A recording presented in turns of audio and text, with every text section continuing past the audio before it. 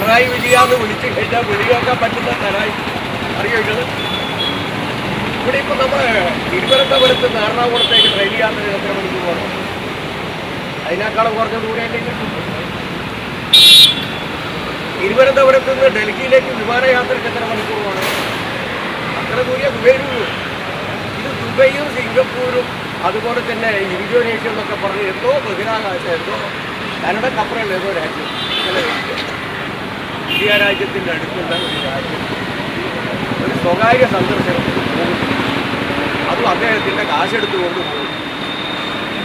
കേന്ദ്ര ഗവൺമെൻറ്റിൻ്റെ അംഗീകാരവും ആകുന്നു, പാർട്ടിൻ്റെ അംഗീകാരവും ആകുന്നു. പിന്നെ നിങ്ങൾക്ക് എന്താ പ്രശ്നം? ഇത് ഞാൻ പറയാൻ കുറ്റബോധം കൊണ്ടുണ്ടല്ലോ. നിങ്ങളെ മരിച്ച കണ്ണടയില്ല, കണ്ണിങ്ങനെ പോകുന്നു. ഈ ക്യാമറ കണ്ടു ഒരു മനുഷ്യൻ്റെ ഒരു കുടുംബത്തെയും ഒരു മുഖ്യമന്ത്രിയെയും ഇങ്ങനെ എന്ത് അസുഖം ഇങ്ങനെ പറഞ്ഞു.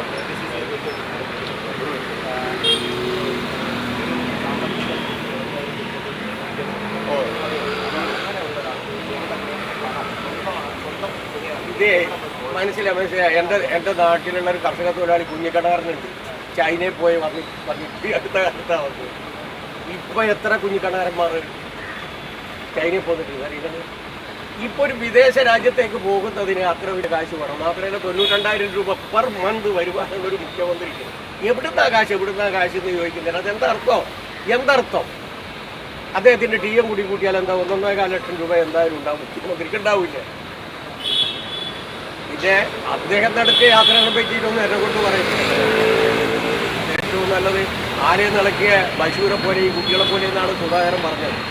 ആ കടന്ന വാക്കിനൊക്കെ മറുപടി ഇല്ലാത്ത അദ്ദേഹം കുറേ യാത്ര നടത്തിയിട്ടുണ്ട്. ആ യാത്രേൻ്റെ അനുഭവം വെച്ചുകൊണ്ടാണ് അദ്ദേഹത്തിന് സംശയം കുടിക്കുന്നത്. ഇത് ക്രിസ്റ്റൽ ക്ലിയർ അല്ലേ എന്ന് കേന്ദ്ര ഗവൺമെൻറ്റിൻ്റെ അംഗീകാരം വാങ്ങുന്നതിന് പകരം സുധാകരൻ്റെ അംഗീകാരം വാങ്ങുന്നുണ്ട്. ഉണ്ടോ? പാർട്ടിൻ്റെ അംഗീകാരം വാങ്ങിയതിന് പുറമെ സുധാകരൻ്റെ അംഗീകാരം വാങ്ങുന്നുണ്ടാവും. എൻ്റെ കയ്യിൽ നിന്ന് കാശെടുത്തുകൊണ്ട് ഒരു സ്വകാര്യ സന്ദർശനം നടത്തുന്നു. അതിന് വേറെ ആരുടെയെങ്കിലും അംഗീകാരം പോകണം.